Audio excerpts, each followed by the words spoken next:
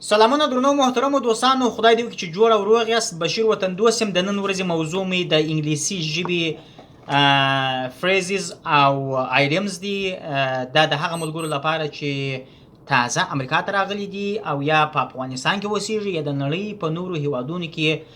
غواړم چې ستاسو سره د یوټیوب د لارې د درسونه شریکم او همکاري وکړم. نو کوشش وکړئ چې انګلیسي وختي زده کړئ. که تاسې وغواړئ که ونه غواړئ، انګلیسي مهمه ده چې باید هغه ملګري چې امریکا ته تازه راغلي دي هغه باید زده کړي، په دې خاطر باندې چې دوی ټول راکړه ورکړه په انګلیسي ژبه باندې ده. نو ښه به دا وي چې وختي زده کړئ، بیا چې ناوخته کېږي یا وروسته ورسره مخ کېږي نو دا به ښیي چې زه ستاسې سره کومک یا همکاري وکړم. نو د نن ورځې اول فریز یا ایډیمز چې دی هغه ټو اټي ده. ټو اټي په دې معنی کټ مټ.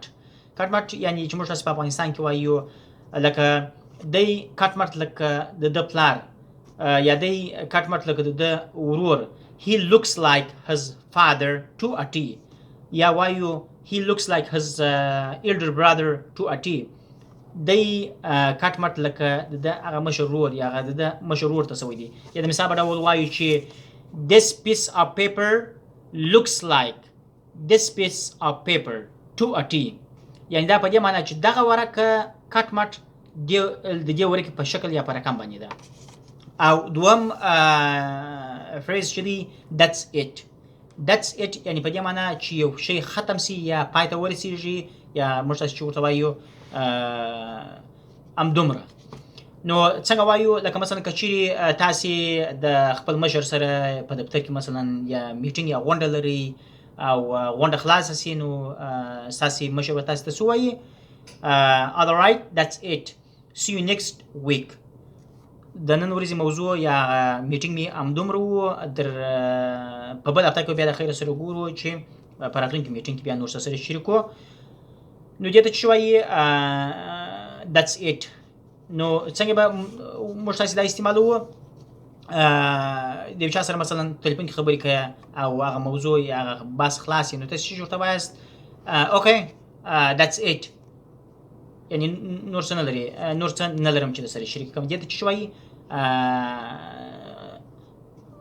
that's it وایي. او بل چې دی where on earth. where on earth دا په دې معنی چې یو څوک د ډېر جالب خبر واوري یا یو څوک یو چا ته ورسوي او هغه نفر شاک سي، یعنی په دې معنی چې حیران سي. نو ورته وایي چې مثلا دا تا چیرې اورېدلی و، دا خبر تا چیرې اورېدلی و. نو د څنګه به د دې فریز څخه استفاده کوي where on earth څخه؟ د مثال په ډول یو څوک وایي چې احمد واده وکړي او د احمد د انډیوال یې یا ستا انډیوال یې، نو احمد ته خبر کړی نه، نو ته څنګه څه ورته وایې؟ where on earth did you hear that Ahmad got engagement یا Ahmad get married. نو دا ته خبر کړی نه، ته خپل شاک سول یې. where on earth did you hear that؟ یا مثلا ته یو شی ترلاسه کوي، یو څوک تا ته تحفه درلیږي یا درکوي او مشخصي نه چې چا درته لیږلې ده، نو خدای دې وکړي چې زموږ تاسې ملګري موږ تاسې ته توفیق ولېږي.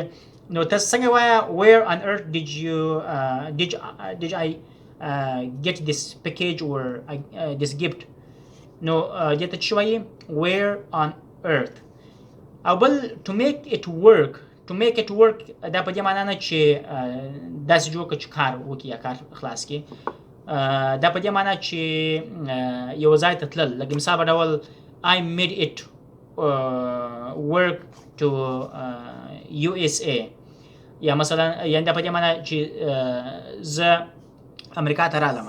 یا مثلا وایو چې I'm not going to make it to work on time to my office. یعنی د دې ادب دا دی چې زه نسم کولی چې خپل دفتر ته پر وخت باندې ورسېږم نن یا یو ساعت بعد. او بل چې دی to be paid under the table. دا ډېر مهم فریز دی to be paid under the table. دا په دې معنی چې ته مثلا یو چا سره کار کوي، هغه تا ته پیسې غیر قانوني شکل باندې درکوي، لکه په امریکا کې چې ځینې وخت ترسره کېږي مثلا هغه د ټکس څخه بچیږي یعنی د بانک د خوا څخه تا ته ستا معاش نه درکول کېږي نه درکوي نو دی څنګه د دې پیسې ترلاسه کوي چې هغه تر میز لاندې نه په دې معنی چې دی په غیر قانوني شکل باندې پیسې ورکوي د دې فریز معنا دا ده to be paid under the table یعنی دا په دې معنی چې تاسې په غیر قانوني شکل باندې پیسې اخلي یا یو چاته ورکوي دا په دې معنی نه چې در میز لاندې یو چاته پیسې ورکوي to be paid under the table هغه چې بیا دي رشوت اکثر خلک یې استعمالي خو هغه بیا پاکټ منی ورته وایي هغه بیا جلا فریز دی نو څنګه کوي کله چې د مثال ډول ما کار کوي په دغه کې اوهایو کې په غیر قانوني شکل باندې یا مثلا ما پیسې ترلاسه کولې نه مې غوښتل چې دولت ورباندې خبر کوم مثلا ما کار نه دی کړی غیر قانوني چې د سنیچ څوک راباندې خبر سي اف بي آی بندي مې خپل نه کړل نو څنګه وایم I was paid under the table when I was working in Ohio نو دا د نن ورځې idioms او phrases و غواړم چې یو بل څه دوې جملې هم در سره شریک کړم چې هغه ډېرې مهمې دي مثلا که یو چاته وایي چې تا د ماښام ډوډۍ وخوړل نو څنګه به وایه have you had your dinner have you had your dinner تا د ماښام ناري وکړئ یا د ماښام ډوډۍ وخوړله یا ماښامنۍ دې وخوړئ او یا تاسې داسې ووایئ داسې have you eaten your dinner یا have you eaten dinner دا د نن ورځې دوې اضافه جملې دي چې د دې فریزز او د idioms سره مې درک کړلې نو که چیرې کوم مشکل مې درلودی یا مو سر نه وي ورباندې خلاصوئ او د لاش درس درکولو لپاره تاسې کولی شئ چې ماته کمنټ وکړئ ستاسې نظر نیک نظر منمه او که څوک انشاءالله زما ټول ملګري دوستان چې دي هغه بد نظر نه لري تر بلې ویډیو پورې تر خدای په امان